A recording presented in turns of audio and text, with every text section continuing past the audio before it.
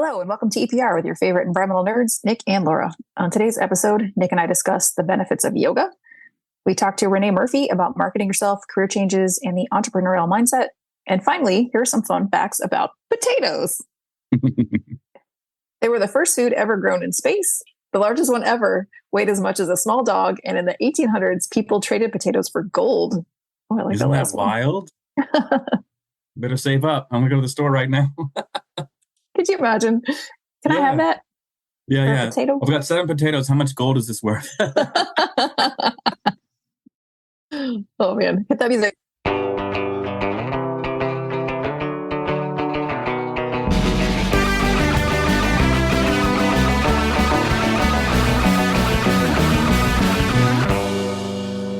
The Pennsylvania Association of Environmental Professionals is offering their next webinar on achieving a sustainable future together, the future of district energy for achieving carbon reduction goals, on Tuesday, March 12th at 12 noon Eastern Time. Register today at www.paep.org. Also, EPR will be hosting its second AMA, Ask Me Anything, on March 27th. Save the date for 6 p.m. We will be making announcements pretty soon online, so stay tuned. This will be focused on academia and student advice. So if you are in school or know students in school, please get ready to share it. All right. It is now time for the 30-second funny sponsor spot with Nic. Are you ready? No, not even, but we'll see what happens. It's better if you're not ready. So go. Oh, dear God. Yeah. Okay. So, Laura, we all like orange juice, right? We all love it, but how do we take it to the next level, right? And the best way I could think of to do that is to send it into space first and then drink it. That's right, space juice. Introducing space juice. You can take any juice you want, orange, apple, pineapple, whatever it is. We're sending it into space and then bringing it right to you. Does it cost $1 trillion? Absolutely. But don't worry, it'll be worth it because it's in space and that changes the flavor. Make it pure and better for all. Space juice. In stores soon. My favorite for that one is the actual space juice. Yeah. Oh, too funny. Awesome. All right. Well, if you would like to have your company spotlight here instead of Nic's funniness, please go to environmentalprofessionalsradio.com and submit the sponsor form. I totally agree. Let's get to our segment. Yeah.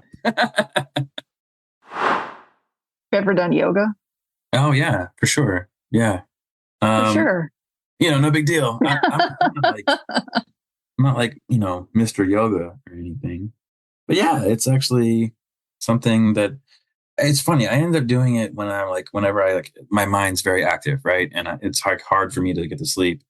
It's very weird to describe this, but I learned how to do yoga in college from a guy who just lived in Blacksburg, Virginia. He didn't go to the school or anything. It's where I first got exposed to Indian food and yoga, same place. Okay. And both changed my life in different ways. But I remember eating Indian food for the first time and being like, wait, food can taste like this? And it just blew my mind. It really genuinely blew my mind. But he also ran a small yoga clinic as well and taught me, some basic stretches that I still do now, years later.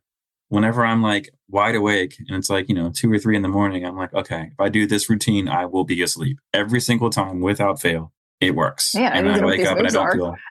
Yeah.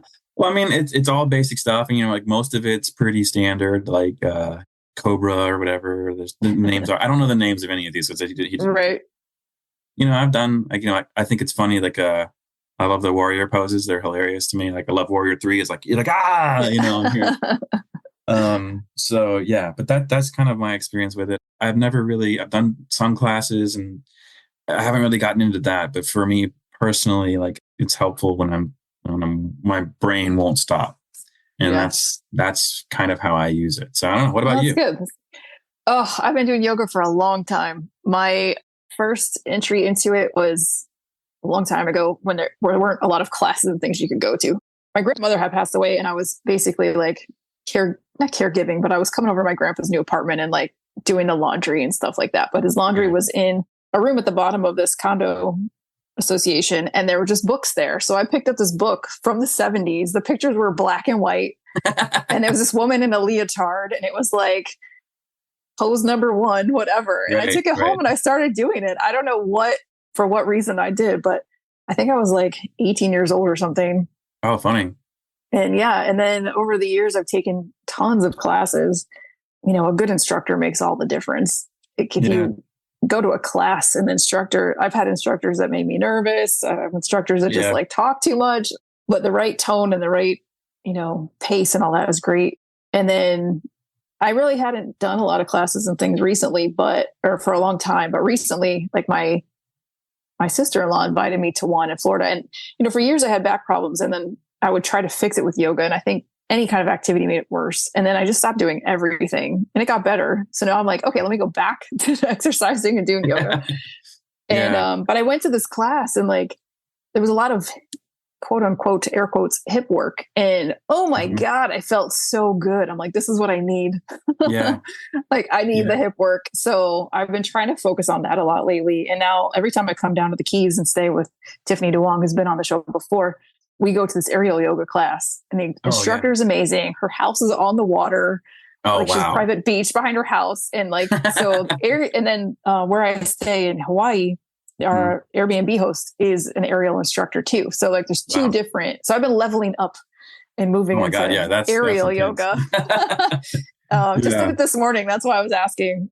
Yeah. Because this is the first time, like I've done it before and I wasn't strong enough, but since I've been exercising, I was like, I'm ready this time. Yeah. Well, it's funny because I always think like, one of my friends is a yoga instructor and she always jokes like, people think it's easy or that it's simple and it's not working out. And she's like, just give me a session. I'll wear you out. She's like, no matter what your experience level is. Yeah. Especially if you don't think it has any value, and I think a lot of athletes have completely changed the way they see it. I've seen that change over time where, sometimes being strong isn't really the most important thing. You need to be flexible because having those joints move and move well is much more important to preventing injury than just having a lot of muscles. They're both important, but I think that value has changed quite a bit. I had one instructor, I loved her. She would do like each class would focus on a different, your arms, your legs, but she did like when she did core, we did this one class. She just wanted to try it because she went to like a thing and learned it. And it was all just twists. So you'd twist and then you'd wait and move and twist. My abs hurt so bad the next day. Like it was a crazy workout and all you were doing was sitting and twisting. Yeah. Twist some more. Breathe into it, twist some more. It was crazy. Well, it's funny, like, there's a lot of things like people don't think about, right? Like, so I've had like a foot issues, for a long time. I've had like just my right foot just kind of has, it just likes to hurt me. But whenever you have a foot problem, it really like manifests in other things. So if your knees hurt or your hips hurt, sometimes it's actually your foot that's causing the issue. And so if you're walking differently or weirdly, but like your lower back, like almost all of your lower back problems are hips. So if you stretch your hips, you are going to help your lower back. And it's one of those things that most people don't get. And it's just like, why would I stretch my hips for my back? And all those muscles connect right there. So, even this morning I went jogging. I've even up game to jogging.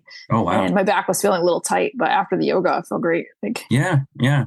And that's actually something that helped me because I've always had like a lower back issue. So every time just stretching out those hips helps immensely. So like I say, it's a really beneficial thing. It's really good. I'm glad. Look at us both doing it. How about that? So. All right. Awesome. Well, let's get to our interview. All right. Sounds good. Hello and welcome back to EPR. Today we have Renee Murphy, the sales director and environmental scientist for Intrinsyx Environmental on the show. Welcome, Renee. Hi. How are you doing, Nick? Hi, Laura. Not too bad. Not too bad. You have what I would call a very unique career path. And I want to talk about that a little bit because you started out in the fashion industry and then made the conscious decision to redirect your career towards advocating for the environment.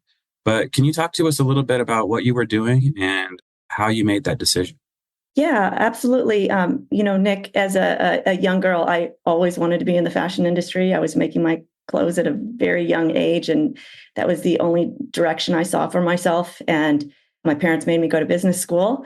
And I did that. So I went to USC Business School, and it turns out they had an entrepreneur program there back before entrepreneur businesses was a thing.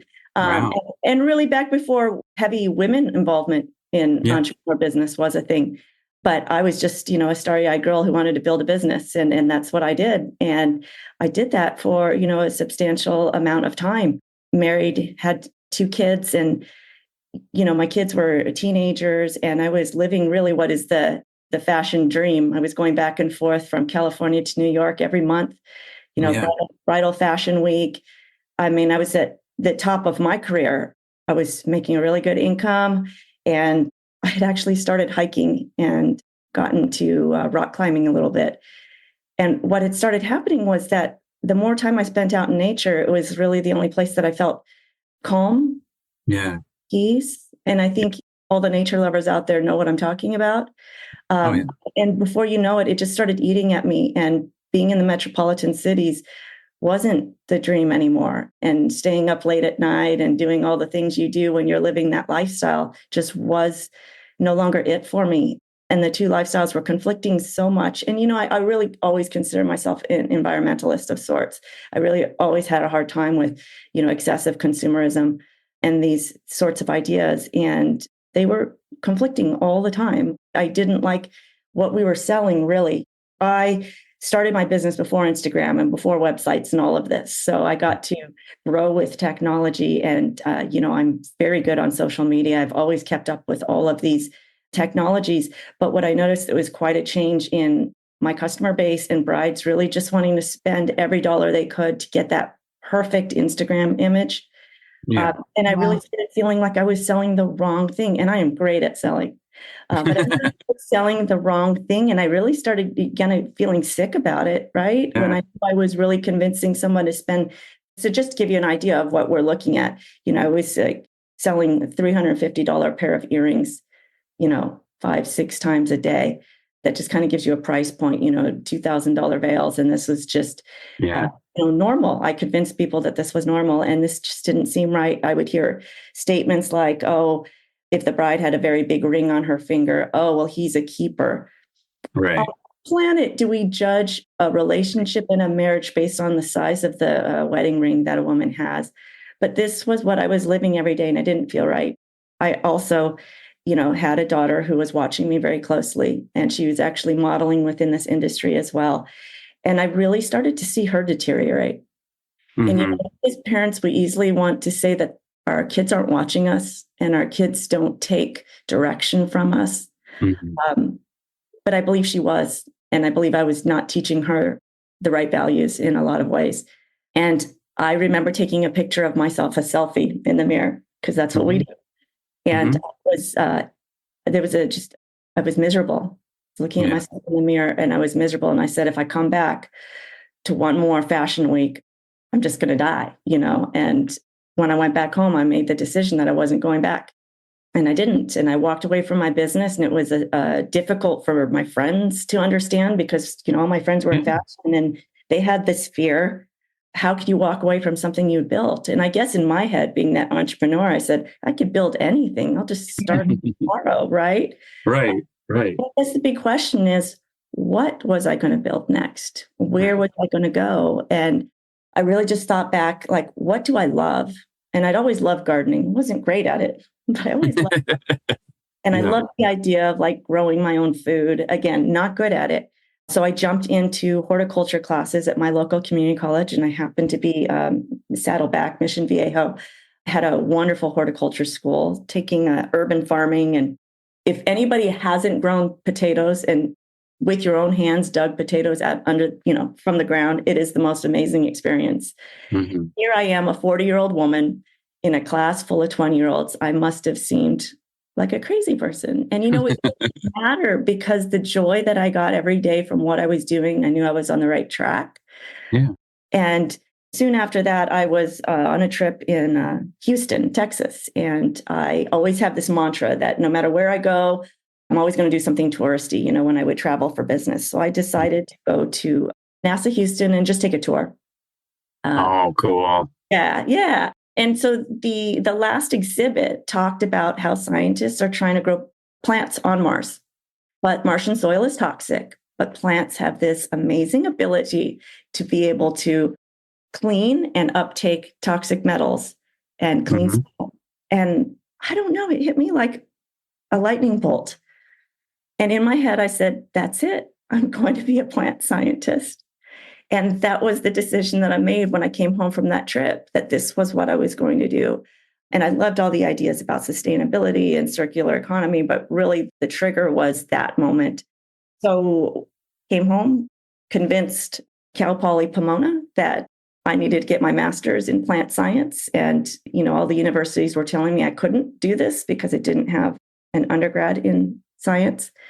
And I had the department chair over there. She was a woman, turned out to be my mentor, who told me it could be done under jumping through many, many, many hoops. And I would be getting basically my undergrad education at the same time while I was going to get my master's. And I graduated with a plant science master's. So it was, crazy whirlwind of a story, changing careers very late in life. But, if you put your mind to it and you want it bad enough, you'll do it. Yeah. You'll do it. Yeah. And oh my gosh. So you are good at selling. That's obviously true. I told you. That's a great example of it. That's a great example of it. I'll ask more about that later. But was any of that, it doesn't sound like it. So I don't presume, was any of that really scary? Were you afraid of what next steps would be? I was. Know it would work out? I was terrified, but I guess the universe kept coming back to me with positive feedback. That's the thing, is like that feedback loop. I think you have to forget, I think it's that unknown that we're afraid. Mm-hmm. Yeah. But when you keep getting encouragement and things that just seem to fall out of the sky. Now, I want to say that, but I don't think that that's true. I think where you put your energy, that energy comes back to you. Yeah. And so I was 100% deep diving into putting my energy into one focused direction. So why was it a surprise when it was coming back to me? Yeah. So, okay. Well, when you're at school and you're going back after being away for a while, do you have any thoughts or tips on what you maybe did well or could do better? Well, I think everyone's scared to go back to school, especially as an older person. But here's the thing, it meant so much more. Yeah. Like, I would look at the 20-year-olds in my master's program, and they seemed, and I don't mean this offensively, but they seemed so clueless and so in direction.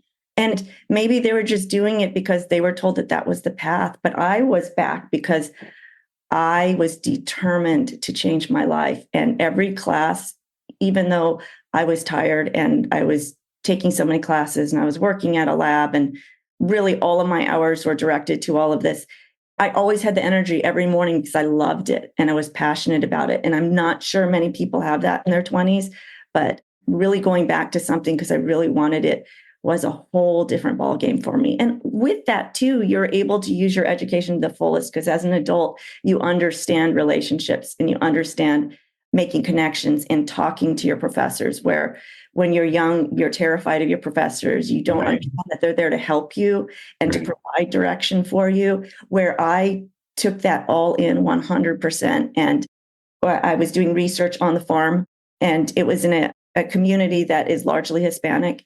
And it probably wasn't the most normal thing for a white girl in Orange County to be showing up on the field wanting to learn how to farm and drive tractors. There was pushback on that. But after a few weeks of them realizing I was just going to keep coming back and I was going to be working on the farm like they were, it was a completely different dynamic for me and turned into a supportive dynamic. So even when you initially feel pushback, that can't be what stops you. You have to push through that, right?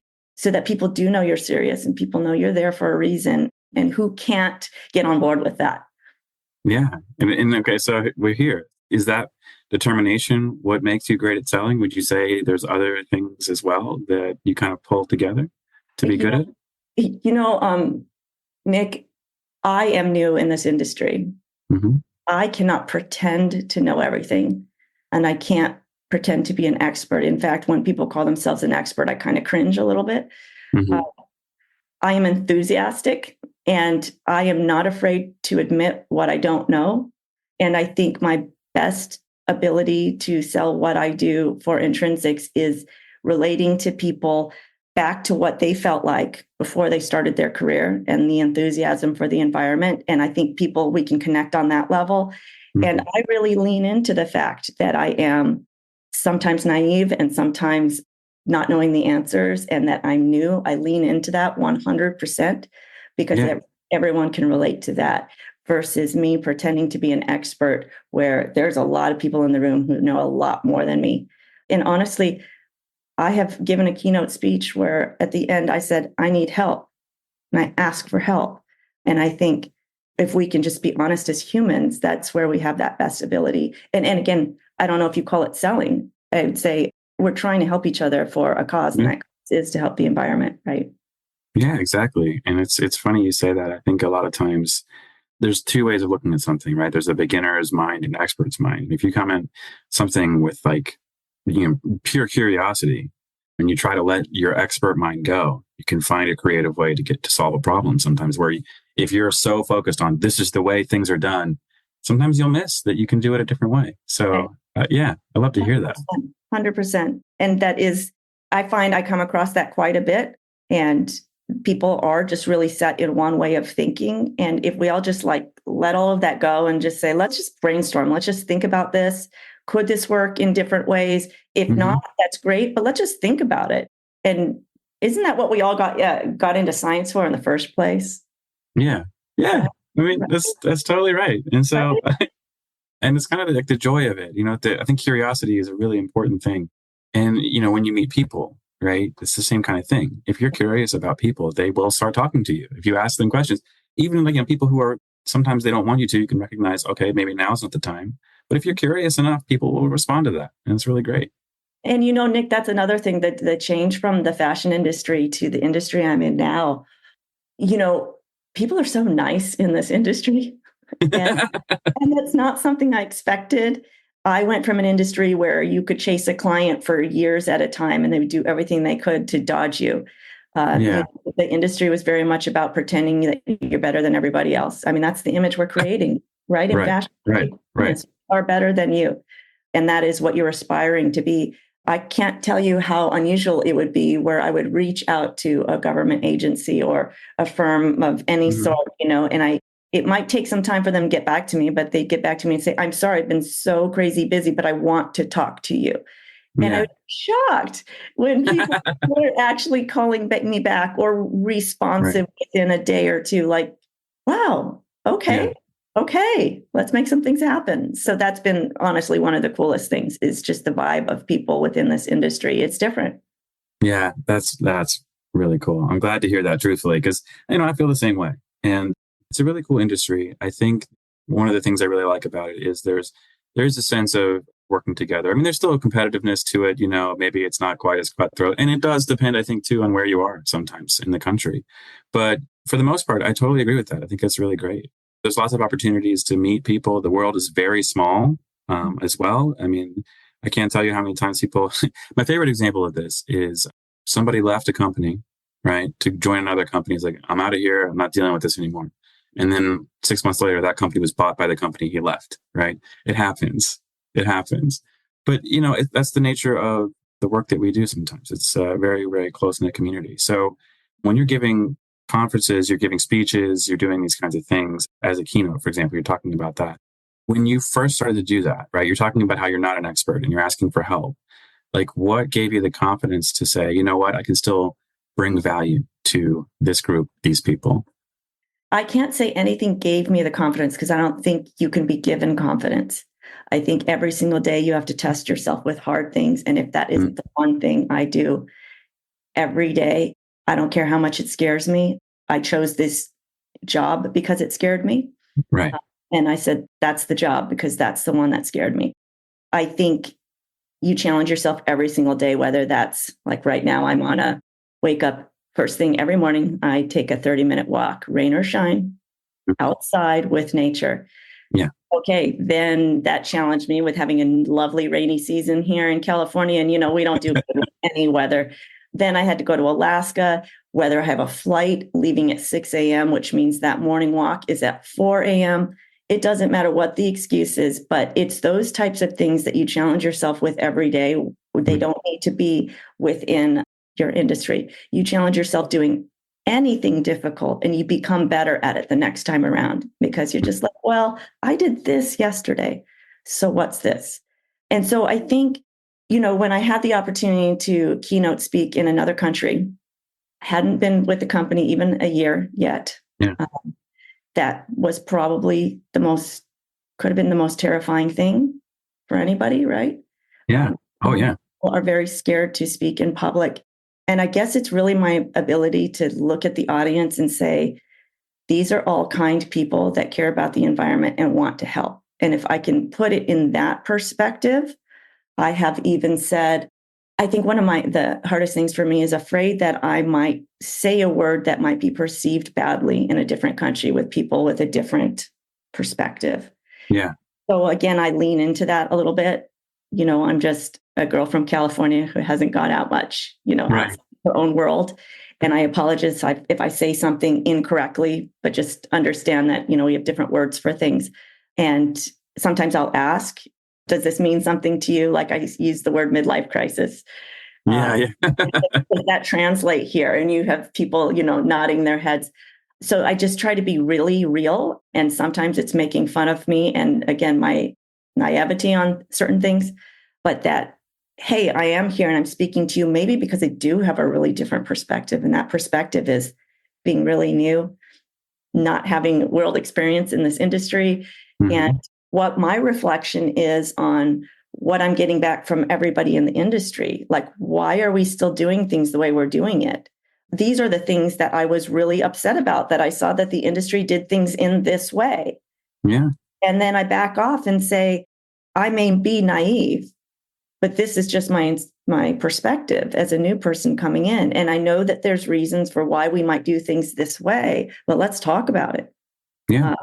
So that's what gives me the confidence. And I will tell you, I want to back up a little bit when I told you about my daughter kind of going in the wrong direction when she was in high school. And she had a really tough time and actually tested out her last year of high school and decided to go directly to junior college and actually moved up north to be with my sister just to get a fresh start. And she decided she wanted a different life for herself. And again, it's unusual that the two kind of ran a little parallel.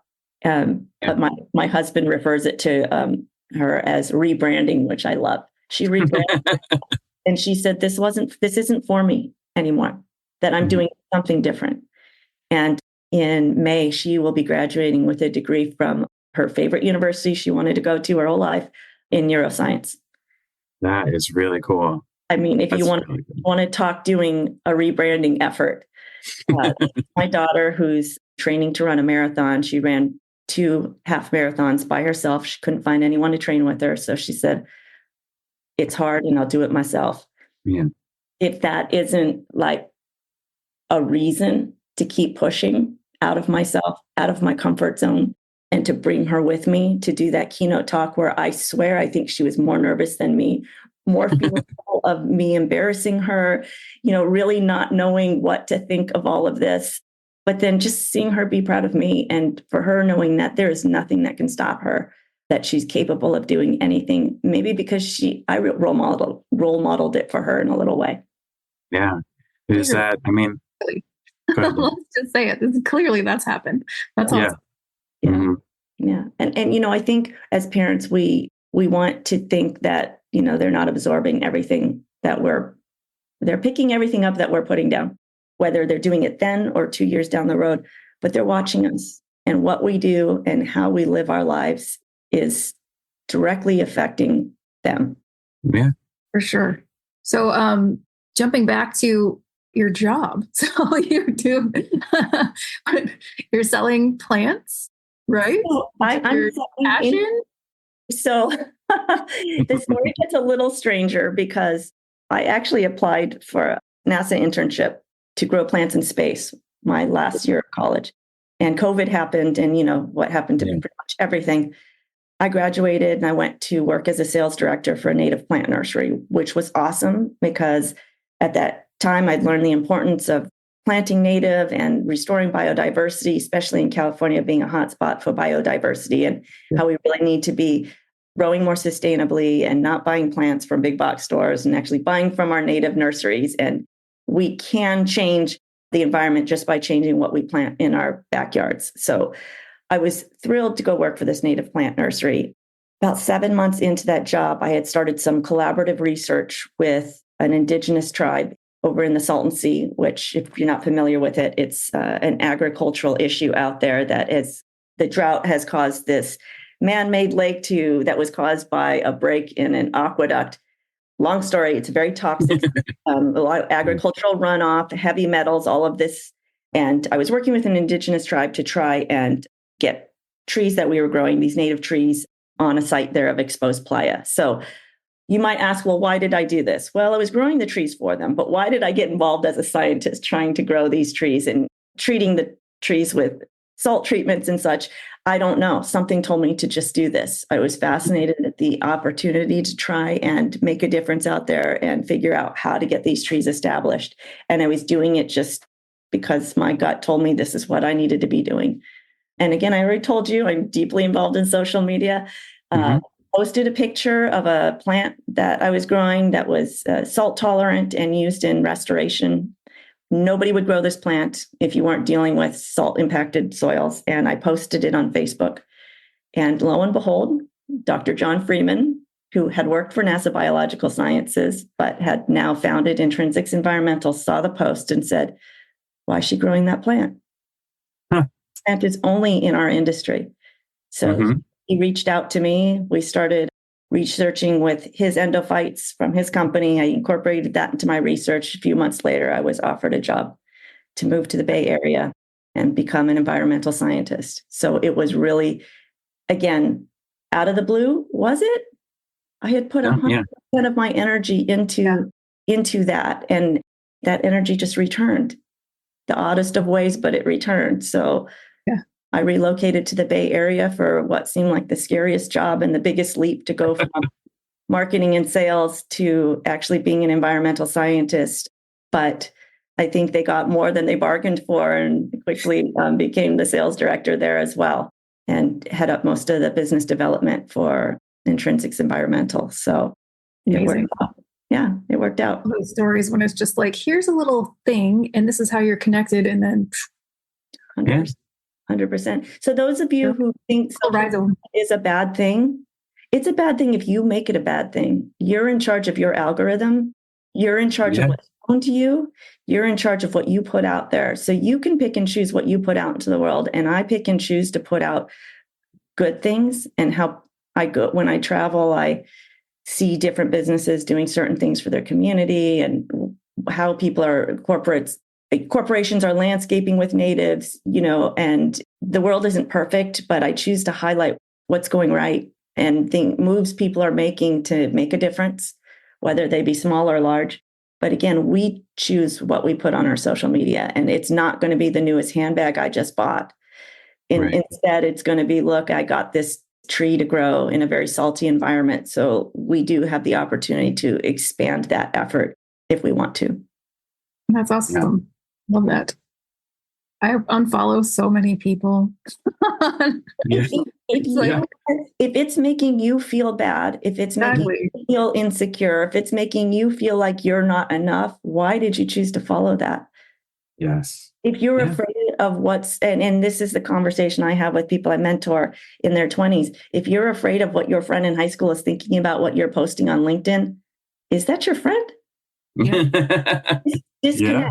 Your friends. Disconnect.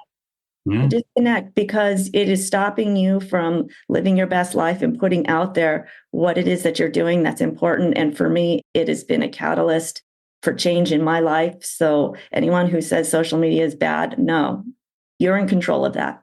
You're in control. Yeah. It's funny. Like, I feel like the older you get, the more you kind of understand, like when you think, oh my gosh, what does this person think about what I'm saying? And that person's saying, oh my gosh, I wonder what Nic's thinking about what I'm saying. And then you realize if you can just have that be a thing, and you realize that everybody has a little bit of anxiety about something, and then you just let that go. That changed my life, truthfully. I used to be a pretty shy kid. I would say I am not that now. And a lot of it is just because, I'm going to make a mistake. I'm going to say something silly. But right. It's a learned behavior. You can change that shyness. You can change those feelings by practice constantly. And that's another thing is, I don't always say things right. And sometimes the words come out, they don't come out like a scientist would have said it. But, I've only been it'll be 2 years in March. So I don't have a lot of years under my belt speaking like a scientist, but I can think like a scientist, and we can work together and use the skills I do have to move things forward. And I have to it is so hard for me to look back at recordings because I'll start judging myself. So I don't look at them. I just post them and don't obsess on them, because everybody will look and obsess. And the worst part about it is, being from the fashion industry, I'm looking at a whole lot more than that. I'm looking at, is my skin too wrinkly? Oh my God. The lighting's not that great. I could have had my angles better. Like, God, who cares? Post it, move on with your life. I'm still so afflicted with all of that, but it's a terrible I'll get my shot. It's a terrible conflict, and I just, those are, I think, the hardest parts to get over. But you have to just do it, and just know that you will get better and improve. And you'll look into lighting next week. You'll put it on your calendar, but right. You're not going to worry about it. And it's like, the joy of learning something new is always kind of nice, but people learn at different speeds too. And the people who learn the best are the ones that are doing what you say.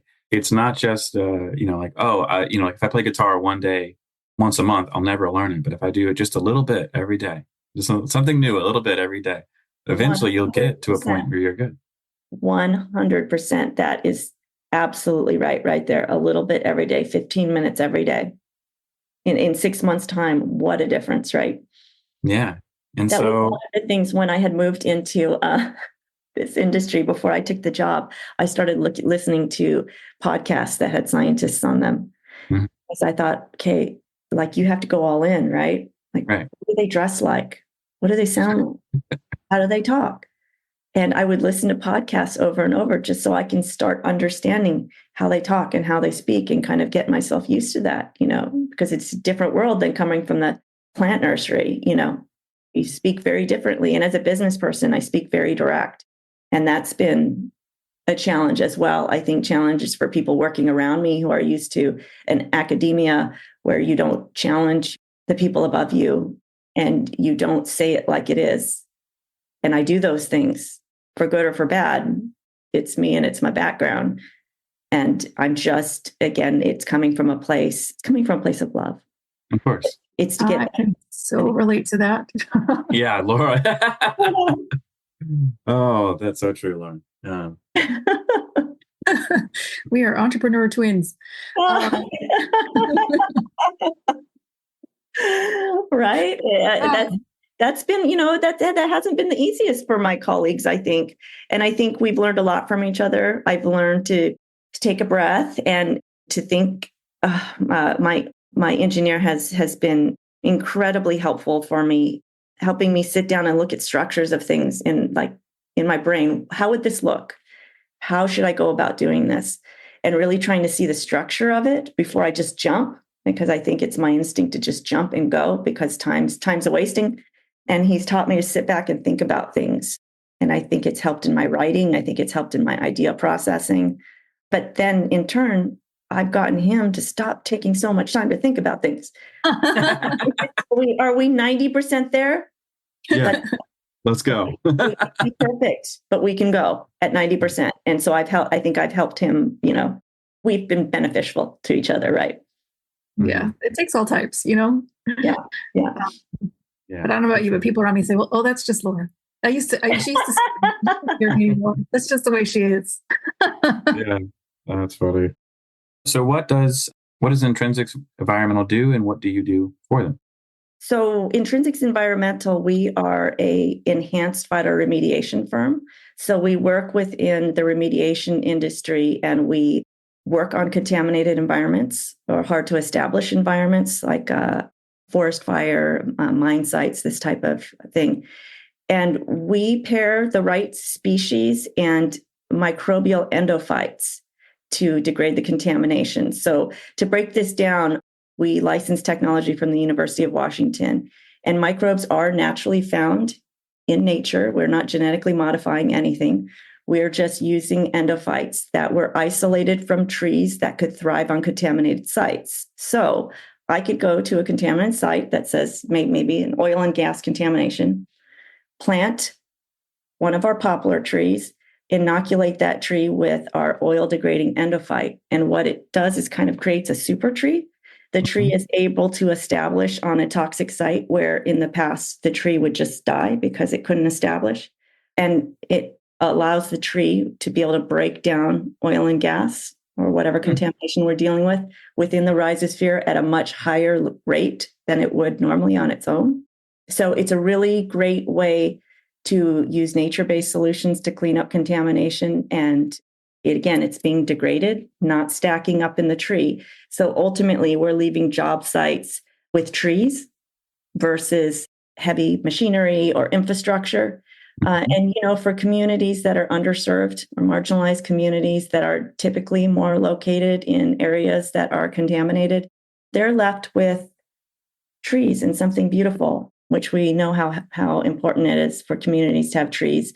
We're scientifically able to prove that communities are healthier, less violent, have less incidence of illness the closer they are to trees.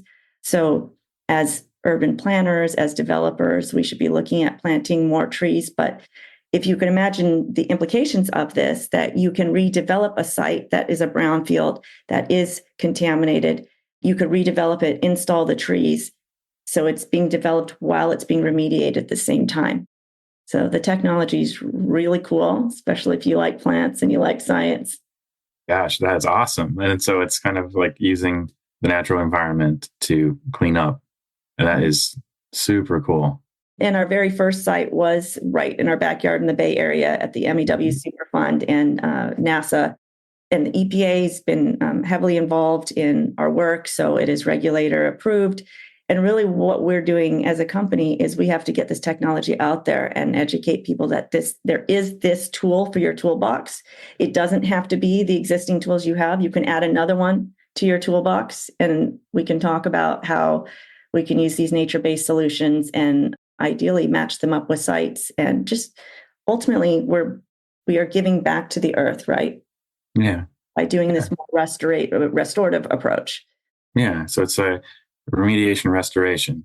Right. Sometimes, that's a really neat thing. It's really, really cool to hear that that's working and working well. And thank you for sharing that. And welcome.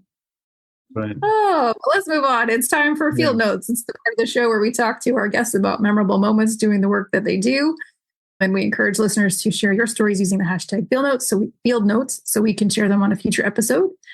So you talked about, doing work in the indigenous areas, and you've done planting with school and all these things. So I know you've been in the field in different places. Have you had any interesting fun, especially learning your new things out there? Oh, field work is awesome. Talk about being nervous to do something. So, most of our job sites, they're 100% male. It's very seldom you'll see another female on that site. And I will be a project manager and going to do the installation. And I know the crew is going to be all male. And I will have to tell you, my experience has been nothing but wonderful. I don't have a bad thing to say. But one time I did come up on a field site where there was a very deep hole, and one of the guys had dropped his sunglasses into the hole. And I swear we were about 5 seconds away from a couple of the guys thinking that they could hold the guy's ankles the sunglasses. And then the funniest thing on top of that, I went to look down and my hard hat fell into the hole. So it was just like one mess after another. And our engineer comes over and he looks at it. He grabs a stick, grabs a piece of wire, fashions a hook, and says, "Everyone back up," goes down there and pulls both items out with the hook and the stick. So again, different minds think different ways. I love that. Yeah. I love it. So, we all sometimes we need each other as a team. Yeah. Exactly right. Get through statements. Another time I showed up on a Google campus to do an installation, and they had opened up all the gates for me to bring my truck for all of the trees that we were going to be planting. No matter how many times we had said we're bringing cuttings, I've realized that cuttings isn't even clear to people who don't have a tree background. I say we're bringing sticks. Sometimes I use that word and realize how stupid that sounds because I should be using, cuttings. Right. But visually, they were expecting me to be backing up a truck full of trees with the root balls in the boxes, Yeah. big Yeah. boxes. And they were cuttings. They were literally just sticks wrapped in plastic, and I could carry them all under my arm. Right. And they were like, when are you going to bring the trees? And I'm like, the trees, The trees. they're in my truck. Yeah. And they're like, where are the trees? They're in my truck. Right. That's that's so true. Oh, that's so true. That's funny. Yeah. All right. Last question, because we're running out of time. Where's your favorite place you've traveled to? South Africa, hands down. If you haven't had a chance to go to South Africa, run, don't walk. It is one of the most magnificent places you'll ever travel to. Both with the people, the food I love. One of the most beautiful places to see. And this is coming from California, where we have, incredible places to visit, national parks. And I want to go back every opportunity I have to go back there. Yeah. Okay. That's really cool. Moving it up to the top.